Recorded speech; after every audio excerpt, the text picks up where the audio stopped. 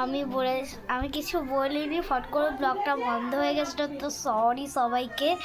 তো আমি যেই জায়গাটায় বললাম যে বাগনানে আসবো, তো চলে এসেছি। আমি শুয়ে আছি কিন্তু বাগনানে আসবো বলেছিলাম, চলেও এসেছি। একটা ভালো জায়গা, শান্তির জায়গা আছে। এখানে নাকি রাত দুপুরবেলায় শেয়াল ডাকে, মানে কতটা ভয়ঙ্কর জায়গা। সুন্দর যেরকম, ভয়ঙ্কর সেরকমই।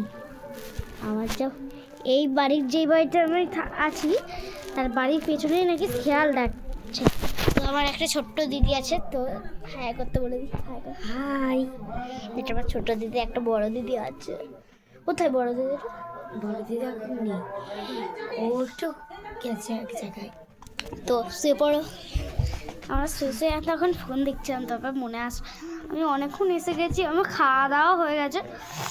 তো মেনুতে কী ছিল বলে দিচ্ছি। ভাত, ডাল, ফুলকপি আলুর তরকারি বলছি, এইগুলোই ছিল। আমি বেশি কিছু খাইনি, অনেক কিছু আইটেম ছিল। তো কালকে সকালবেলা আবার দেখা হচ্ছে নতুন লুকের।